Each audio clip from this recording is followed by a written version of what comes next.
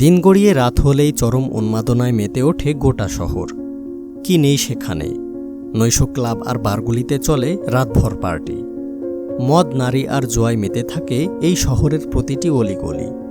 এই কারণে এই শহরকে বলা হয় পাপের শহর। বলছি ইসরায়েলের দ্বিতীয় বৃহত্তম শহর তেল আবিবের কথা। ভূমধ্য সাগর তীরে গড়ে ওঠা এই শহরটি বর্তমান বিশ্বের সবচেয়ে ব্যয়বহুল শহর।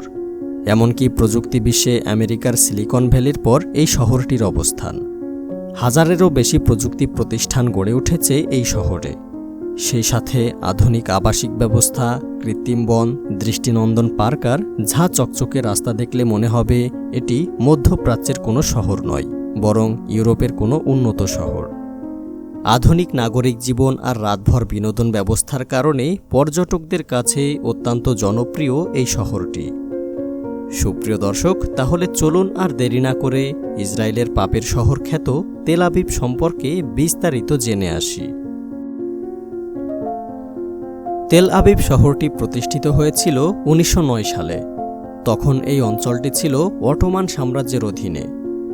তেল আবিব শহরটি প্রতিষ্ঠার সময় থেকে এটি আহজাদ বায়াত নামে পরিচিত ছিল।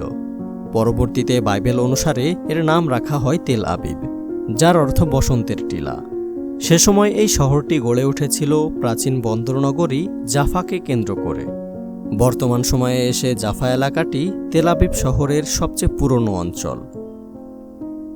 1934 সালে তেল আবিব শহরটি একটি স্বতন্ত্র শহরের মর্যাদা লাভ করে। পরবর্তীতে 1947 থেকে 1949 সালে ইসরায়েল ফিলিস্তিন যুদ্ধের পর আরও বেশ কিছু এলাকা নতুন করে এই শহরটির অন্তর্ভুক্ত হয়। বর্তমানে তেল আবিব শহরের আয়তন 52 বর্গ কিলোমিটার।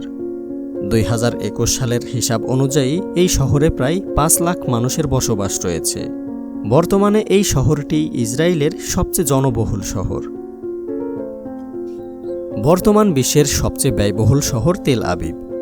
এই শহরের মানুষের জীবনযাত্রার মান ইউরোপের যে কোনো উন্নত শহরকেও হার মানাবে। এমনকি বিশ্বের সবচেয়ে বেশি পার্টি করা শহরের তালিকায় প্রথমে রয়েছে তেল আবিব।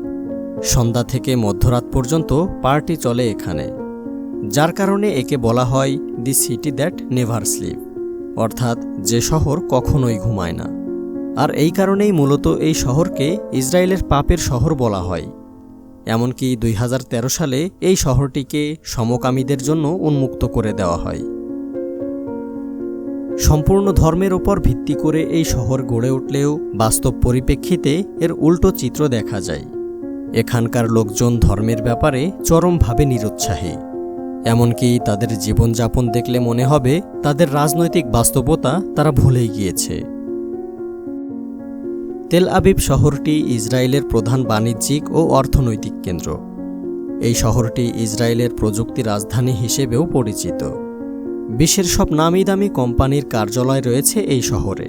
সারা বিশ্বের নামকরা প্রায় 1500-র বেশি কোম্পানির কার্যালয় রয়েছে এখানে। আমেরিকার সিলিকন ভ্যালির পর সবচেয়ে বেশি নামি দামি কোম্পানি রয়েছে এই শহরে।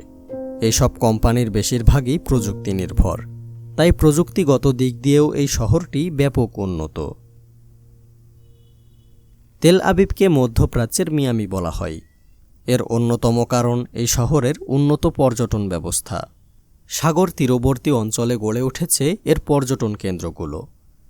আধুনিক পর্যটন ব্যবস্থার কারণে পর্যটকদের কাছে এই শহরের সমুদ্র সৈকত অত্যন্ত জনপ্রিয়তা লাভ করেছে। আর এই কারণে বিশ্বের বিভিন্ন দেশ থেকে প্রতি বছর 30 থেকে 35 লাখ মানুষের আগমন ঘটে এই শহরে।